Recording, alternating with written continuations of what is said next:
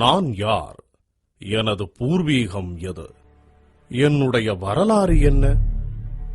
போன்ற கேள்விகள் ஒவ்வொரு மனிதனுக்குள்ளும் இயல்பாகவே கணன்று கொண்டிருக்கின்றன. தனது வரலாற்றை தெரிந்து வைத்திருக்கும் ஒரு சமூகத்தையே காலம் மேன்மையான சமூகமாக உயர்நிலையில் வைத்துள்ளது. மாறாக தனது வரலாறு தெரியாமல், தான் யார் என்பதும் புரியாமல் மயக்க நிலையில் உள்ளவர்களை காலமே அடிமை நிலைக்கு தள்ளிவிடுகிறது.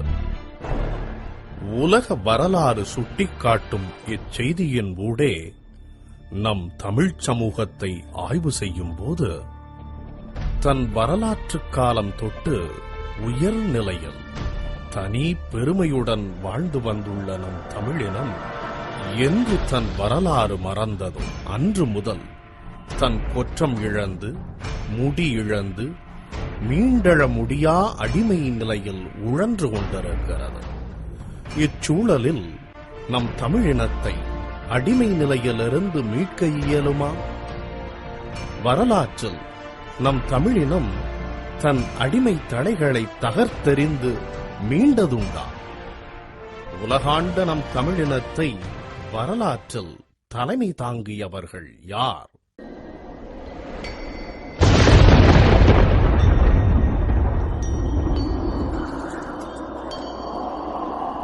கடந்த ஜூன் மாதம் 15ஆம் தேதி இந்நூற்றாண்டின் நீண்ட நெடிய பூரண சந்திர கிரகணம் தோன்றியது.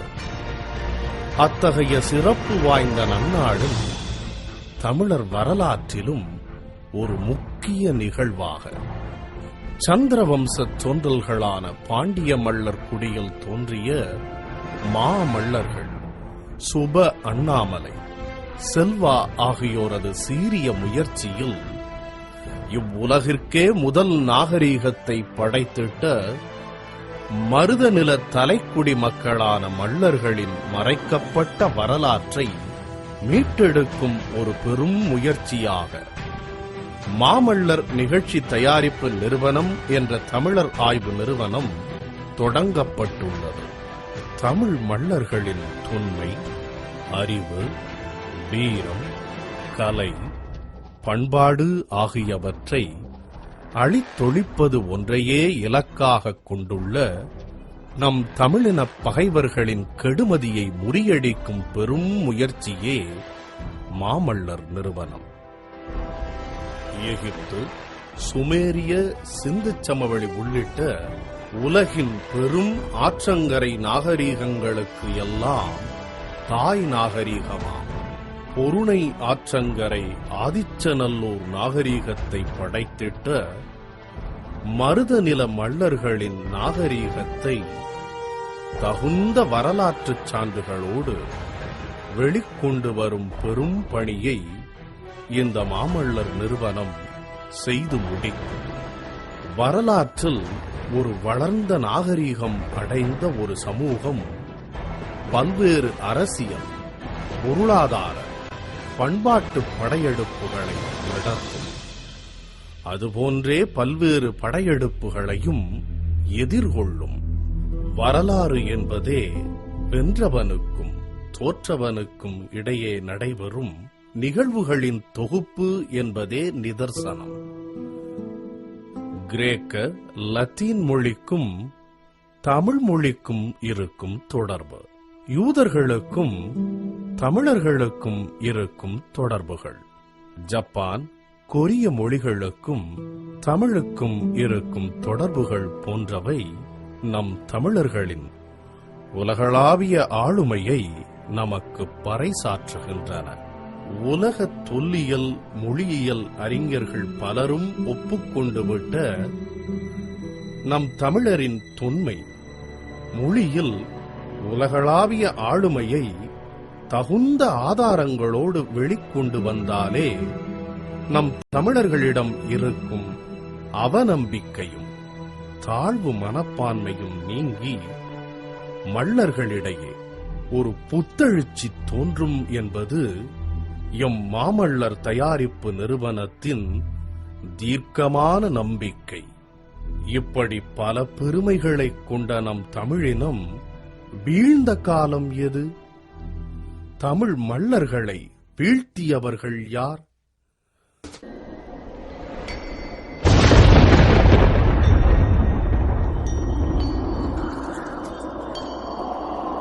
கிபி 2ஆம் நூற்றாண்டு கடைச்சங்க காலத்தின் இறுதிப் பகுதி. தமிழர்க்கு அந்நியரான களப்பிரர் எனும் அநாகரிக வந்தேரி வடுகர்கள் தமிழர்கள் மீது படையெடுத்து மருதநில முடியுடை வேந்தர்களான சேர, சோழ, பாண்டிய மல்லர்களை தோற்கடித்து தமிழர் நாட்டை முதலில் ஆக்கிரமித்துக் கொண்டார்கள்.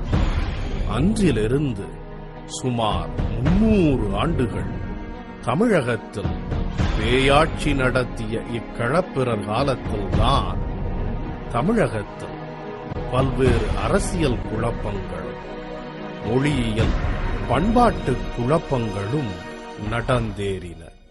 அந்நிய மதங்களான சமணமும் புத்தமும் தமிழகத்தில் வேர்விட்டு ஒற்றுமையுடன் வாழ்ந்த தமிழர்கள் இடையே பல்வேறு ஏற்றத்தாழ்வுகளையும் முரண்பாடுகளையும் உருவாக்கியுள்ளன.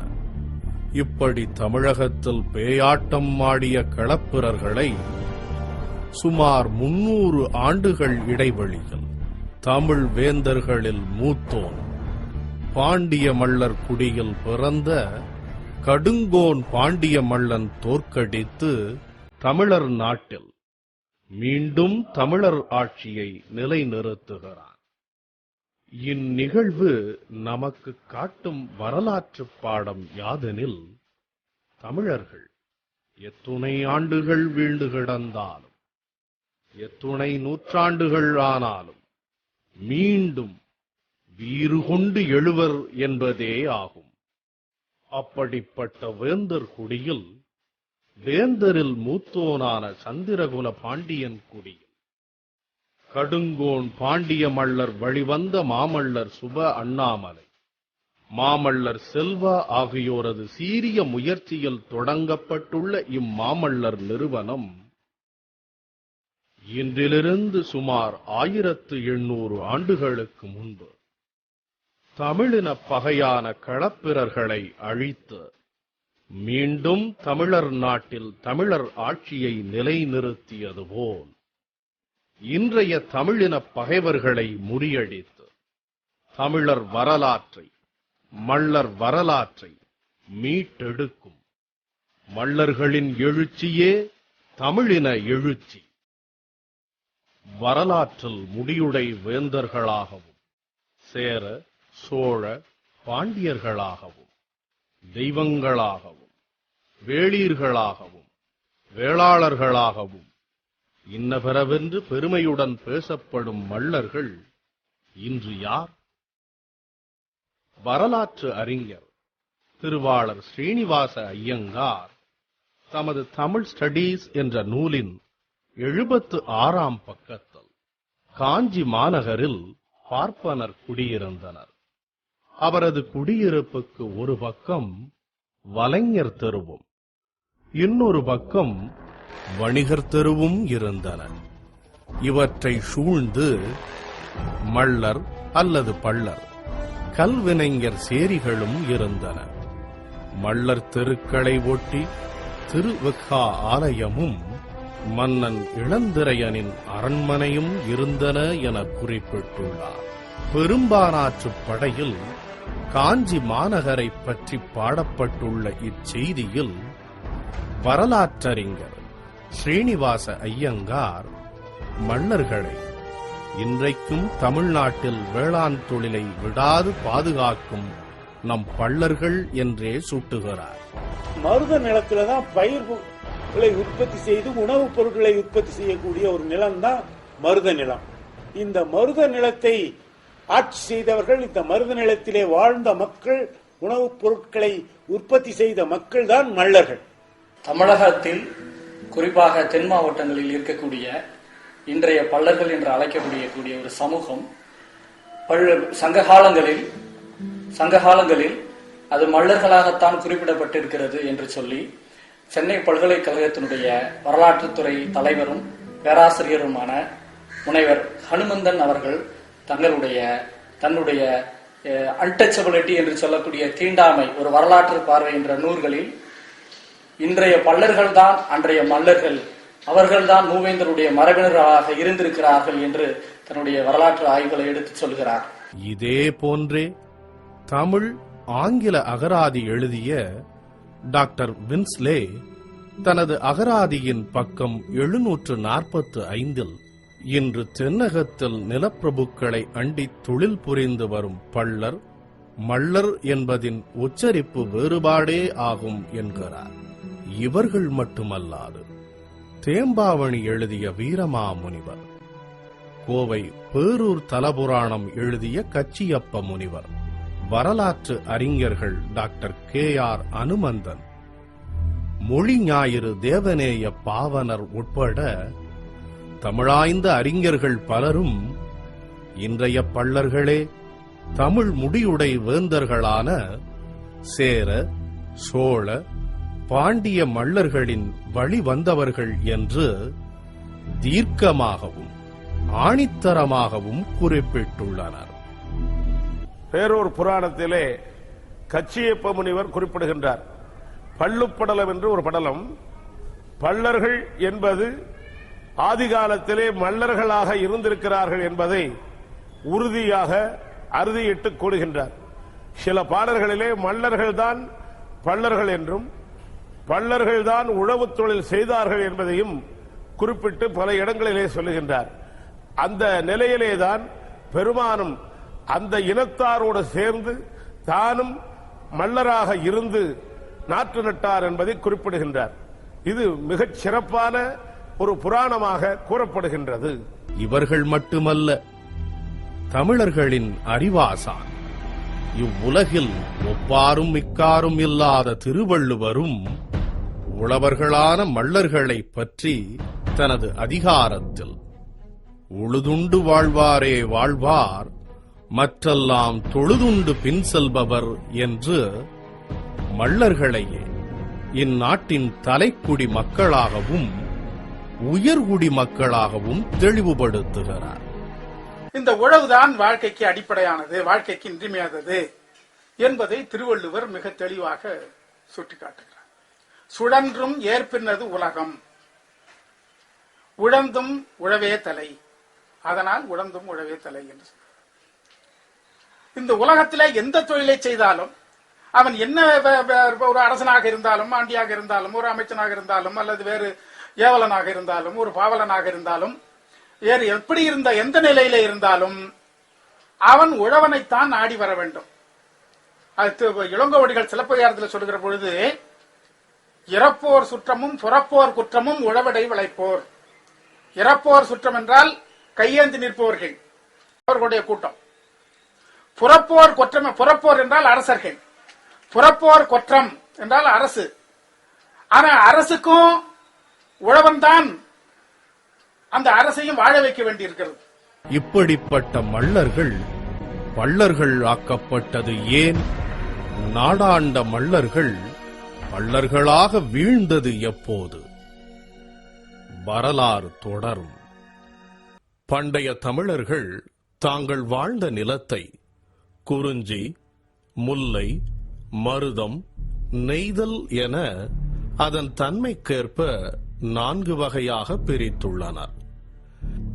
இந்நான்வகை நிலங்களிலும் முறையே குறிஞ்சியில் குறவரும், முல்லையில் இடையரும், மருதத்தில் மல்லரும், நெய்தலில் பரதரும் தலைமக்களாக வாழ்ந்து வந்துள்ளனர்.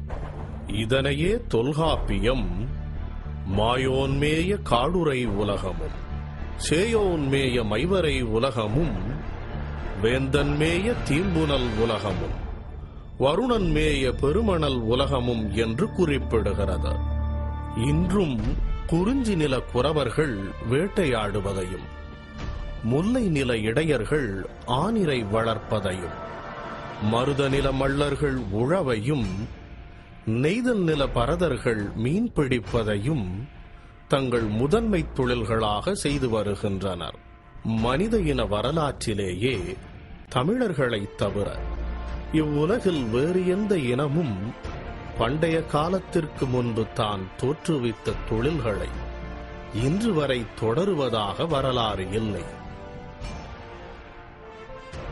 உலகின் தொல் பழங்குடி நாகரிகங்களை படைத்திட்ட சுமேரியர்கள், எகிப்தியர்கள் போன்றோர் வரலாற்றுப் போக்கில் கரைந்து காணாமல் போய்விட, கல் தோன்றி மண்தோன்றா காலத்தே முன்தோன்றிய மூத்த குடி என்ற சொற்றொடரை இன்று வரை மெய்ப்பித்து வருகின்றவர்கள் நம் தமிழர்கள் மட்டுமே. எத்துணையோ படையெடுப்புகளை, பண்பாட்டு சிதைவுகளை, இயற்கை சீற்றங்களை எதிர்கொண்டாலும் தன் இனம் அழியாது, தன் மொழி சிதையாது, செருக்குடனே வாழ்ந்து வருகின்ற ஒரு இனம் உண்டென்றால் அது நம் தமிழினமாகத்தான் இருக்கும். இப்படிப்பட்ட பெருமைமிகு தமிழர் நிலத்தில் பெரும் வேந்தர்களும் பேரரசுகளும் உதித்திட்ட மருத நிலத்தில் வாழ்பவர்களே மல்லர்கள் எனும் உழவர்கள். இதனை தொல்காப்பியம் முதல் சங்ககால இலக்கியம் வரை நமக்கு தெளிவுபடுத்துகின்றன. பழங்காலத்தில் செய்யுள்களுக்கு விளக்க உரை எழுதிய நிகண்டுகளும் இதையே மெய்ப்பிக்கின்றன. வயலும் வயல் சார்ந்த நிலமுமான மருத நிலத்தில் வாழ்ந்த மல்லர்களே கரும்பும் செந்நெல்லும் தென்னையும் வாழையும் விளைவித்ததாக சங்ககால இலக்கியமான பட்டினப்பாலை குறிப்பிடுகிறது. உழத்தல் என்பதின் பொருள் இடைவிடாது முயலும் பெரும் மெய்முயற்சி. பயிர்த்தொழிலுக்கு இப்படிப்பட்ட இடைவிடாத உழைப்பு தேவைப்பட்டதால் அத்தொழிலுக்கே உழவு என்று பெயர் வந்ததாக பண்டை தமிழர் தொழில்கள் என்ற நூலின் பக்கம் 47 அதன் ஆசிரியர் குறிப்பிட்டுள்ளார். அப்படிப்பட்ட உழவுத் தொழிலில் தன் முயற்சியை இடையறாது செலுத்திய மல்லர்களை உழவர்கள் என்று இதன் பொருட்டே தமிழ் இலக்கியங்கள் கூறுகின்றன போலும். இப்படிப்பட்ட உழவர்களின் மருதநில மல்லர்களின் தலைவனே வேந்தன் என்பதை தொல்காப்பியர் வேந்தன்மேய தீம்புனல் உலகம் என்பதாக சுட்டிக்காட்டுகிறார். மொழி ஞாயிறு தேவநேய பாவாணர் தனது ஒப்பியல் மொழி நூலில் ஈற்றில் பொருளாதாரத்திலும் மக்கள் தொகையிலும் சிறந்து விளங்கிய மருதநில உழவர் தலைவரே சங்ககாலத்தில் தமிழ்நாட்டு அரசியலில் வலிமை சிறந்து விளங்கினர் என்று குறிப்பிட்டுள்ளார். உழவுத் தொழிலால் நெல் முதலிய பொருட்களை விளைவிக்கும் மல்லர்கள் நாட்டின் உயிர்நாடியாக கருதப்பட்டதை உண்டி கொடுத்தோர் உயிர் கொடுத்தோரே என்ற புறநானூற்று பாடல் நமக்கு உணர்த்துகிறது. இப்படி தமிழ்ச் சமூகத்தின் மையமான மருதநில மல்லர்களே முதலில் குடும்பம் என்ற அமைப்பை தோற்றுவித்ததால் குடும்பர்கள் என்றும், பின் நாட்களில் ஊர், நாடு, நகரத்தை அமைத்து குடும்பு நடத்தியதாகவும் பல்வேறு இலக்கிய கல்வெட்டு ஆதாரங்களும் நமக்கு உணர்த்துகின்றன. இக்குடும்பர்களின் குடும்ப முறையே பின்னால் அரசு என்ற நிறுவனத்தை தோற்றுவித்து பேரரசுகள் உருவாக காரணமாக இருந்துள்ளது. மருத நிலத்தில் இப்படி குடும்பு, அரசு, பேரரசு உருவாக காரணமான குடும்பர்களின் தலைவனே வேந்தன் எனும் இந்திரன்.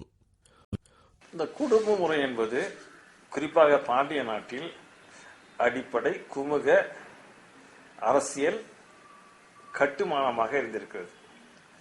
குறிப்பாக நாட்டுப்புற பொருளியல் எடுத்துக்கொண்டால், நாட்டுப்புற வாழ்வில் எடுத்துக்கொண்டால், அந்த ஊரை பல குடும்பங்களாக பிரிந்து குடும்பக்காக தேர்ந்தெடுக்கக்கூடிய தேர்தல்கள் முறைப்படி குடவோடு முறை நடத்தப்பட்டிருக்கின்றன. இந்த குடும்ப முறையில் பெரும்பான்மை தலைவரானவர் மல்லர்களாக இருந்திருக்கிறார்கள். ஏன்னால் அவர்கள் வந்து மருத நிலத்து மக்களாக இருந்ததுனால மன்னர்கள் அந்த குடும்ப முறை வந்து அந்த பொறுப்பு அவர்களுக்கு தரப்பட்டிருக்கிறது. அந்த குடும்பு என்ற அதிகாரத்துக்கு பதவிக்கு துணை நிற்க வேண்டிய அடுத்த நிலை பதவி நிலைகள் எடுத்துக்கொண்டால் அதை காலாடி என்று சொல்வார்கள். அவன் அந்த குடும்பனுக்கும் துணையாக இருந்தவர்கள். அது சில குடும்பங்கள் இருந்திருக்கலாம், அந்த இருந்திருக்கின்றன. அதற்கடுத்து இந்த காலாடிகள் பங்கு போர் தொழிலுக்கு காலாட்படை என்ற பெயரில் வந்திருக்கலாம் என்று பொதுவாக கருதப்படுகிறது. அதே படைத்தொழில் செய்யக்கூடிய மக்களாகவும் இருந்திருக்கிறார்கள். அவர் மிலிஷியான்னு சொல்லக்கூடிய மக்கள் படையாக இருந்திருக்கிறார்கள். அது குடும்ப நிறுவனம் தலைவனாகும். அவன் கீழ்ந்த அடுத்த நிலை பதவிகளாக இருந்திருக்கிறது. இது ஒரு ஆட்சியமைப்பாக அரசியல் கட்டுக்கோப்பாக இருந்திருக்கிறது. தொல்குடி தமிழ் மல்லர்களின் வேந்தனான இந்திரனே பின் நாட்களில் தோன்றிய மூவேந்தர்களான சேர, சோழ, பாண்டிய வேந்தர்களின் மூத்தோன் என்பதை தமிழாய்ந்த தமிழறிஞர்கள் பலரும் நமக்கு சுட்டிக்காட்டுவதோடு வந்தேரிகளான அநாகரிக ஆரியர்கள் தூய தமிழனான இந்திரனின் உயர்வைக் கண்டு அவனை களவாடிக் கொண்டனர் என்பதை பல்வேறு ஆய்வின் ஊடே நமக்கு உணர்த்துகின்றனர். ஒப்பற்ற தமிழ் வள்ளுவர்களின் அறிவை களவாடியே ஆரியர்கள் தங்களால் செயற்கையாக உருவாக்கப்பட்ட சமஸ்கிருத மொழியில் வேதங்களை படைத்திட்டதாக அறிஞர் குணா தனது வள்ளுவத்தின் வீழ்ச்சி என்ற ஆய்வு நூலில் சுட்டிக்காட்டுகிறார். இப்படிப்பட்ட இந்திரன் வழி வந்த மல்லர்கள் தங்களை இந்திர வம்சம் என்றும் மல்லர்களான தேவர்க்கெல்லாம் வேந்தன் என்பதால் தங்களை தேவேந்திரன் என்றும், இந்திரன் உழவு குடியை சேர்ந்தவன் என்பதால் தங்களை தேவேந்திரகுல வேளாளர் என்று அழைத்துக் கொள்வதில் பெருமை கொள்கின்றனர் போலும். இப்படிப்பட்ட இந்திரனுக்கு தமிழர்கள் சங்ககாலம் தொடங்கி பிற்கால சோழர்கள் காலம் வரை மிக பெரும் விழா எடுத்து சிறப்பித்துள்ளனர். சோழ மன்னர்கள் தங்கள் முன்னோனான தமிழ்வேந்தன் இந்திரனுக்கு விழா எடுப்பதை ஒரு அரச கடமையாக கொண்டிருந்தனர் என்பதை தமிழக முன்னாள் முதல்வர் கருணாநிதி தன் சிலப்பதிகார நாடக காப்பியத்தில் குறிப்பிடுகிறார். இந்திரன் ஆரியன் அல்லன், அவன் தமிழர் தலைவன் என்று ஆய்ந்துணர்ந்ததாலேயே நாத்திகர் கருணாநிதியால் அவனை தமிழர் தலைவன் என்று எழுத முடிந்தது. நெடுமுடிக்கிள்ளி எனும் சோழ வேந்தன் இந்திர விழாவை காவேரி பூம்பட்டினத்தில் நடத்தாததன் பொருட்டே உலகம் போற்றிய சோழர்களின் புகார் நகரம் கடல்கோளால் அழிக்கப்பட்டதாக நம்பப்படும் செய்தி சங்ககால மக்கள் மத்தியில் இந்திர விழாவிற்கு இருந்த செல்வாக்கை நமக்கு உணர்த்துகின்றது. இப்படி தமிழர் தேசிய விழாவாக பண்டை தமிழ் மல்லர்களால் கொண்டாடப்பட்ட இந்திர விழாவை தமிழர்களிடம் இருந்து ஒழித்தவர்கள் யார்? பார்வோற்றிய இந்திர விழா இன்று தமிழகத்தில் எங்காவது கொண்டாடப்படுகிறதா? கிபி 12ஆம் நூற்றாண்டு, இன்றிலிருந்து சுமார் 800 ஆண்டுகளுக்கு முன் ராஜராஜ தேவன் எனும் அருண்மொழிவர்மனால் உருவாக்கப்பட்ட பிற்கால சோழ பேரரசு வாரிசற்று போக அதன் ஊடாக உள்நுழைந்த கீழை சாளுக்கிய வடுகன் குலோத்துங்கன் சோழர் ஆட்சி உரிமையை கைப்பற்றுகின்றான்.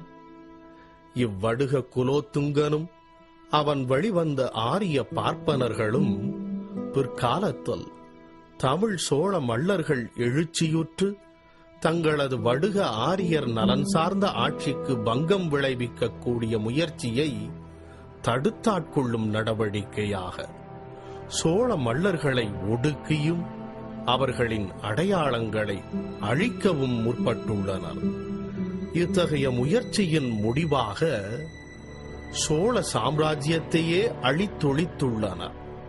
ஆம், இவ்வுலகின் பெரும் பகுதியை தன் குடையின் கீழ் ஆண்ட பிற்கால சோழ மல்லர்களின் செங்கோல் ஆட்சியை வடுக சாளுக்கியர்கள் கைப்பற்றிக் கொண்ட சிறிது காலத்திலேயே அம்மாபெரும் சோழ சாம்ராஜ்யம் இருந்த இடம் தெரியாமல் மறைந்து போயுள்ளது. தமிழர்கள் வரலாற்றில் இது பெரும் சோகமே. இது மட்டுமா? இந்த வடுக சோழர்கள் காலகட்டத்தில்தான் அதுவரை மள்ளர் என்றே குறிப்பிடப்படும் உழவர்களை குறிக்க பள்ளர் என்ற புது சொல் பொறிக்கப்பட்டுள்ள கல்வெட்டு முதலில் கிடைத்துள்ளது. இச்செய்தி மள்ளர்கள் பள்ளர்களாக வீழ்த்தப்பட்டதன் தொடக்கத்தையே நமக்கு சுட்டிக்காட்டுகின்றது. சங்க இலக்கியமான பெரும்பானாற்றுப் படை காஞ்சி மாநகரில் மள்ளர்கள் குடியிருந்த செய்தியை பதிவு செய்துள்ளது. ஆனால் இன்று காஞ்சிபுரம் நகரிலோ அல்லது தொண்டை மண்டலத்திலோ மள்ளர்களே இல்லை. அப்படியானால் பெரும்பானாற்றுப் படை காட்டும் மள்ளர்கள் என்ன ஆனார்கள்?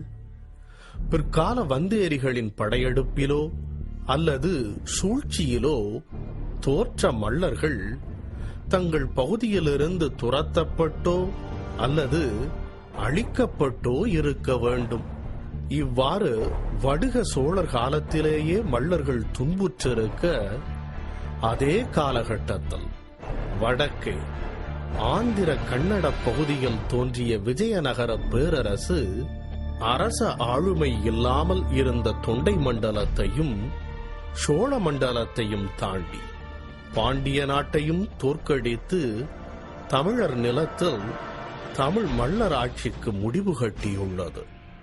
மள்ளர்களை பள்ளர்களாக ஏசுவதற்கென்றே பள்ளேசல் என்ற ஒரு புது இலக்கிய நடையையே வடுக வந்தேரிகள் உருவாக்கியுள்ளனர் என்றால் தமிழ் மள்ளர்கள் மீது அவர்களுக்கு இருந்த கோபத்தின் அளவை நாமே தீர்மானித்துக் கொள்ளலாம். இவ்விஜயநகர வடுக நாயக்கர்களே பிற்கால சோழ பேரரசு வரை தமிழர் தேசிய விழாவாக இருந்த இந்திர விழாவை தமிழர் நிலத்திலிருந்து அழித்துவிட்டு தமிழர்களிடையே தீபாவளி போன்ற ஆரிய விழாக்களை புகுத்தியுள்ளனர்.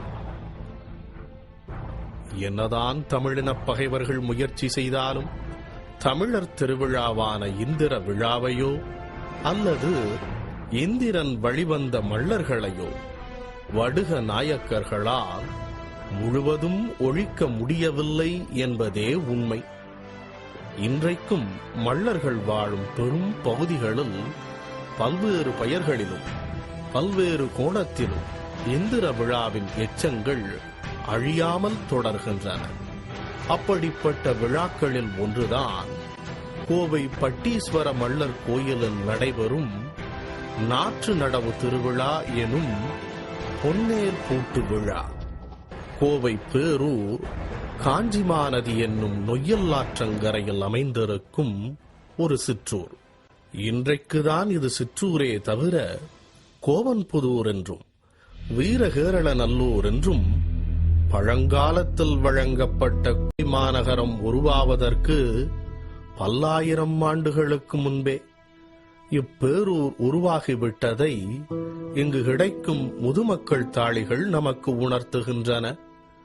மருத நில மள்ளர்கள் வாழ்ந்த ஊர்கள் அவற்றின் சிறுமை பெருமை கருதி சிற்றூர் என்றும் பேரூர் என்றும் அழைக்கப்படுவதை கலித்தொகை நமக்கு சுட்டிக் காட்டுகிறது.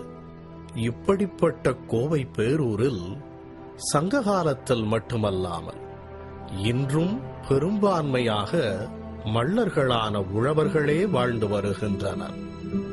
இப்பேரூர் ஊடாக ஓடும் நொய்யல் நதியின் வழியே ரோமானியர்களும் கிரேக்கர்களும் அரபுக்கடலை தாண்டி வணிகம் செய்ததை அங்கு பெருமளவு கிடைக்கும் ரோமானிய காசுகள் நமக்கு உணர்த்துகின்றன. இக்காசுகள் கிமு 1ஆம் நூற்றாண்டைச் சார்ந்தவை. இச்செய்தியின் மூலம் இப்பேரூர் கிறிஸ்து பிறப்பதற்கு முன்பே உலக பிரசித்தி பெற்ற பெரும் நாகரீகம் அடைந்த மக்கள் வாழ்ந்த நகரமாகவும் வணிகர்கள் நிறைந்த நகரமாகவும் இருந்துள்ளது கண்கோடு. இப்படி உலக சிறப்பு வாய்ந்த பேரூரில் முற்கால சோழனான மாமல்லன் கரிகார் சோழனால் கட்டப்பட்டதாகச் சொல்லப்படும் கோயிலே பட்டீஸ்வர சிவமல்லர் கோயிலாகும். இப்பேரூர் கோயிலைப் பற்றி கிபி 6ஆம் நூற்றாண்டில் அப்பர் பாடியுள்ளார். கிபி 9ஆம் நூற்றாண்டைச் சேர்ந்தவரும் தேவாரம் பாடியவருமான சுந்தரர் பேரூர் பட்டீஸ்வர பெருமானை தரிசிக்க வேண்டி வந்தபோது பட்டி சிவனும் பார்வதியும் இன்ன பிற கடவுளர்கள் அனைவரும் வயலில் நாற்று நட்டு கொண்டிருந்த காட்சி கண்டதாக பேரூர் புராணம் கூறுகிறது.